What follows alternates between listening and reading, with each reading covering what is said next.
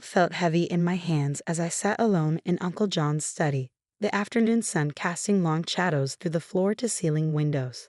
The rest of the family was still downstairs, picking over funeral refreshments and discussing the estate like vultures circling their prey. But I couldn't join them, not with Uncle John's last words echoing in my mind. "Wait until after the funeral, Elizabeth," he'd said during my last visit, pressing the sealed envelope into my hands with trembling fingers. "Promise me you'll wait." His eyes, usually twinkling with mischief, had been serious, almost desperate. I promised, of course. Uncle John had always been different from the rest of the Blackwoods. Warmer, kinder, less obsessed with maintaining the family's pristine image. While my father and his other siblings chased social status and wealth, Uncle John had been the one to attend my school plays, to ask about my dreams, to treat me like a person rather than another piece in the family's grand chess game. Now, 3 days after watching his casket lower into the ground, I finally broke the seal. My name is Elizabeth Blackwood, and until that moment, I thought I understood my family. The Blackwoods were old money, with roots tracing back to the early days of Boston society. Our family's investment firm, Blackwood Capital, managed billions in assets. We lived in mansions, attended elite schools, and moved in circles where last names carried more weight than bank accounts. But as I unfolded Uncle John's letter, everything I thought I knew began to unravel. "My dearest Elizabeth," the letter began, his familiar scrawl bringing tears to my eyes. "If you're reading this, I'm gone, and it's time for you to know the truth about our family's fortune, about how the Blackwoods really came into their wealth." I paused, my heart pounding. Through the study's open window, I could hear my relatives' voices drifting up from the garden. My father, William Blackwood Jr., was probably holding court as the new head of the family, already planning how to divide Uncle John's considerable estate. "The story we've always told," the letter continued, "about your great-grandfather building Blackwood Capital from nothing, about his financial genius and impeccable timing. It's all a lie. The truth is darker, and it starts with a man named James Sullivan and a theft that changed everything." My hands trembled as I read on. According to Uncle John, in 1963, my great-grandfather William Blackwood Sr. had been a struggling stockbroker, desperately trying to keep his small firm afloat. James Sullivan had been his client, an immigrant who'd spent 30 years building a successful import-export business. "Sullivan trusted your great-grandfather," Uncle John wrote. "He'd entrusted him with his life savings, millions in today's money. But William Sr. saw an opportunity, one that would either make him or break him forever." The letter detailed how William Sr. had systematically stolen Sullivan's money through a series of fraudulent investments and hidden accounts. When Sullivan discovered the theft, he confronted William Sr., threatening to go to the authorities. "What happened next," Uncle John's letter said, "is something I only discovered years later, after your grandfather, my father, had too much to drink one night. Sullivan didn't just disappear, as the papers reported. He was found, badly beaten, near the docks. He survived but was told in no uncertain terms that if he went to the police, his family would suffer the same fate." I felt sick. James Sullivan had been forced to flee Boston, leaving behind everything he built. William Sr. had used the stolen money to expand his firm, laying the foundation for what would become Blackwood Capital. The theft wasn't just about money, Uncle John explained. Sullivan had documents, contracts with overseas suppliers that were decades ahead of their time. Your great-grandfather stole those too, used Sullivan's connections to build our family's international presence. Everything we have, the firm, the properties, our place in society. It all came from what was stolen from James Sullivan. My hands shook as I reached the next part of the letter. "I've spent years tracking down the truth, gathering evidence. It's all in a safety deposit box at First National Bank. The key is taped to the back of this letter. But there's more, Elizabeth. James Sullivan had a grandson. His name is Michael Carter, and he's been trying to uncover the truth about his family's lost fortune for years." I touched the small key taped to the letter's final page. Below it, Uncle John had written an email address and phone number. "Michael Carter's contact information. I'm trusting you with this, Elizabeth, because you're different from the rest.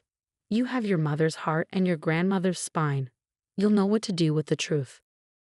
The letter ended with detailed instructions about the safety deposit box and a final note. Whatever you decide, remember that the truth has a way of coming out. Better it come from someone with conscience than someone seeking revenge. I sat there for a long time, the letter heavy in my lap, the key cold against my palm. Outside, I could hear my father's laugh, confident and commanding. He'd always told me that our family's success came from making bold decisions. I wondered if he knew just how bold his grandfather's decisions had been. The next morning, I arrived at First National Bank as soon as it opened.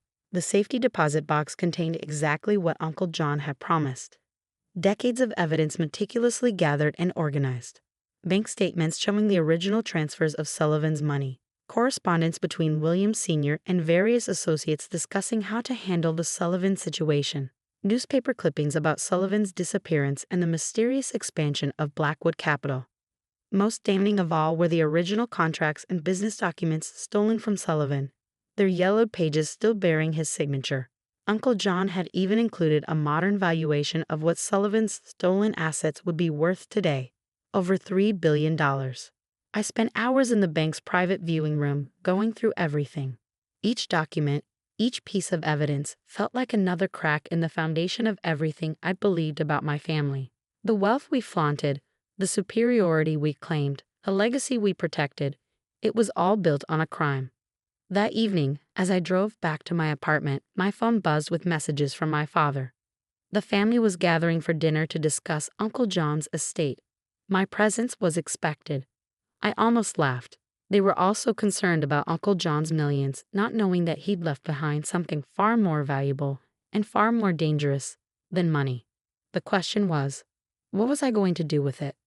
I pulled into my parking garage and took out my phone, staring at the contact information for Michael Carter. One call could change everything. One email could start the process of exposing decades of lies. But first, I had a family dinner to attend. One last chance to see them all together, confident in their position, secure in their lies, before I decided whether to tear it all down. As I changed for dinner, I thought about Uncle John's words. You'll know what to do with the truth. The problem was, I wasn't sure I did know. The truth could destroy my family, but keeping it hidden meant being complicit in a crime that had ruined another family's legacy. The sun was setting as I drove to my parents' mansion in Beacon Hill, casting long shadows across the cobblestone streets. The same streets where, decades ago, James Sullivan had built his business, trusted the wrong man, and lost everything. I parked behind my sister Margaret's Tesla and checked my reflection in the rearview mirror. I looked the same as always, another polished Blackwood ready for another family gathering. But inside, everything had changed. The truth about our family's wealth was burning a hole in my conscience.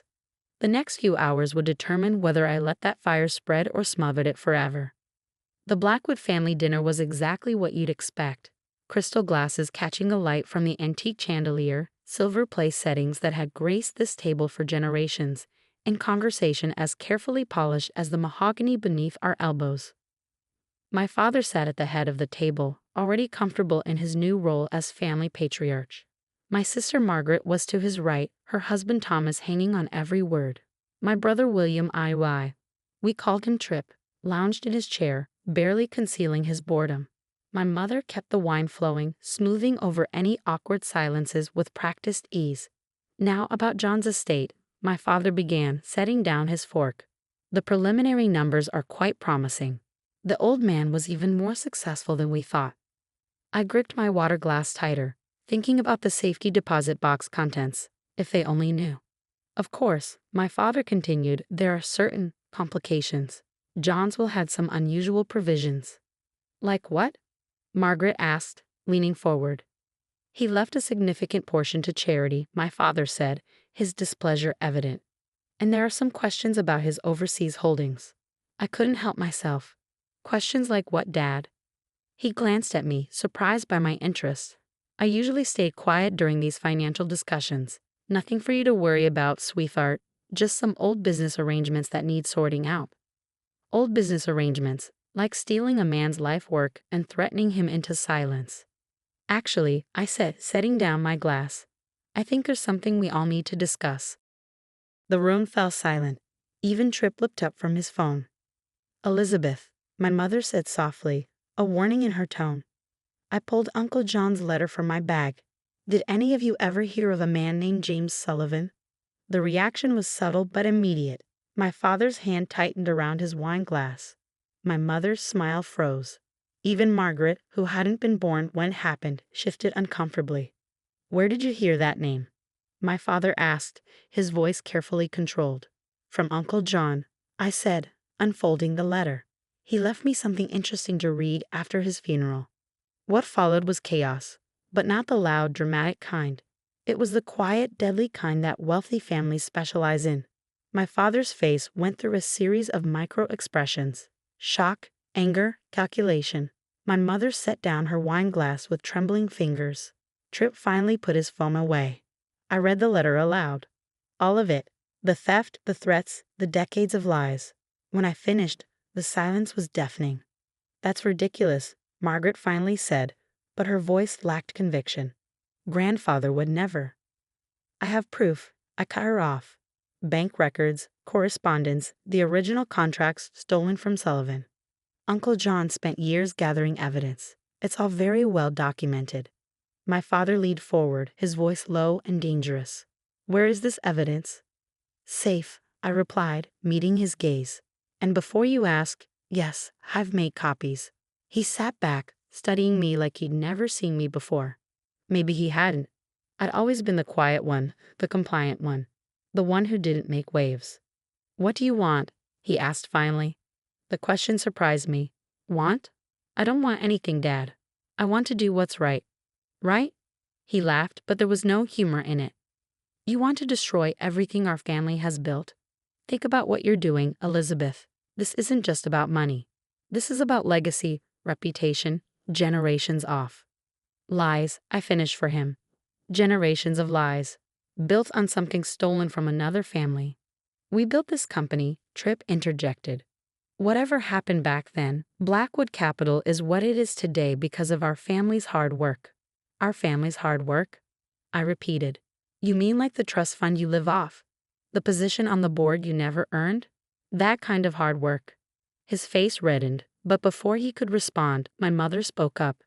"Elizabeth, darling, surely we can discuss this rationally. Whatever Uncle John told you, he was unwell in his final years. Perhaps." "Stop," I said firmly. "I've already spoken to Michael Carter." That silenced everyone. My father's face went pale. I had called Michael the morning after reading Uncle John's letter. He was a professor of economics at NYU, brilliant and determined. He'd spent years trying to uncover what happened to his grandfather's fortune, hitting wall after wall of Blackwood money and influence. "He has a proposal," I continued, "one that could make this right without destroying everything." My father's eyes narrowed. "You had no right." "I had every right," I shot back. Someone in his family needed to have a conscience. I pulled out another document, the proposal Michael and I had drafted with help from his lawyers.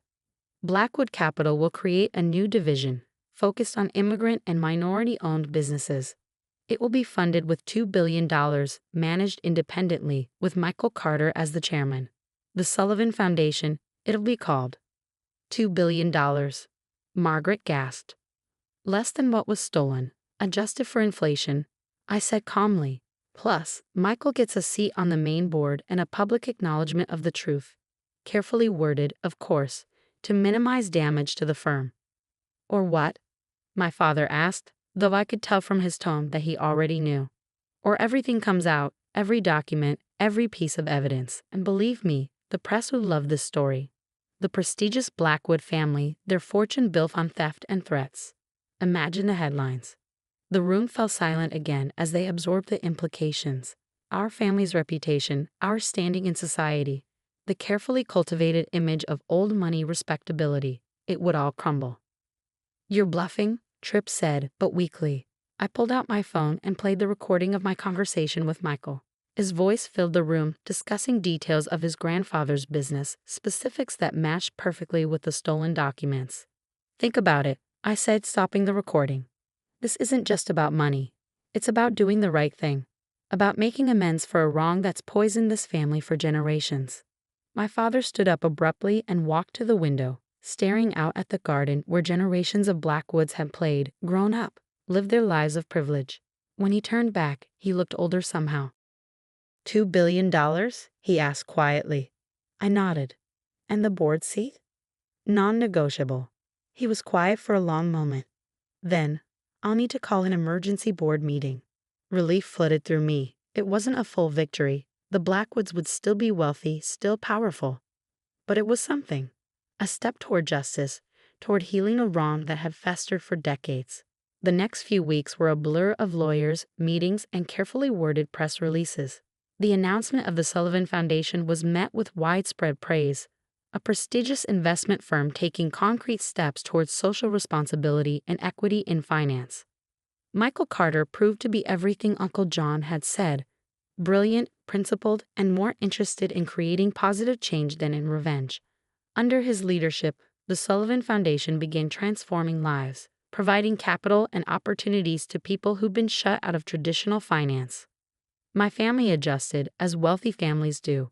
My father found ways to spin the story into positive PR. Margaret discovered a passion for social impact investing. Even trips started showing up to board meetings prepared. As for me, I joined the Sullivan Foundation's advisory board, working alongside Michael to ensure that some good could come from our family's dark past. It wasn't perfect justice. Nothing could truly make up for what was stolen from James Sullivan. But it was something. One year after that fateful family dinner, I visited Uncle John's grave. The autumn leaves were turning, creating a carpet of gold and red around his headstone. "You were right," I said softly, placing flowers by the granite marker. I didn't know what to do with the truth. I felt a presence behind me and turned to find Michael Carter standing there, holding his own flowers. "I come here sometimes," he said, placing his bouquet next to mine, "to thank him for having the courage to finally tell the truth." We stood there in comfortable silence, watching the leaves dance in the breeze. "You know," Michael said finally, "my grandfather used to say that money wasn't the most important inheritance he could leave us. It was integrity. The Blackwoods stole his money, but they couldn't steal that." I thought about my own inheritance, not the trust fund or the family name, but Uncle John's final gift, the chance to choose integrity over convenience, truth over lies. "Your grandfather was a wise man," I said. "So was your uncle," Michael replied. As we walked back to our cars, I thought about legacy. Not the kind measured in dollars or properties, but the kind measured in choices. The choice to face uncomfortable truths, to right old wrongs, to be better than those who came before us. The Sullivan Foundation continues to grow, funding dreams and building futures. The Blackwood name still carries weight in Boston society. But it's different now, associated with redemption rather than just privilege. And somewhere, I like to think, Uncle John is smiling, knowing that his last letter did exactly what he hoped it would. It gave truth a chance to heal what lies had broken. Sometimes the most valuable inheritance is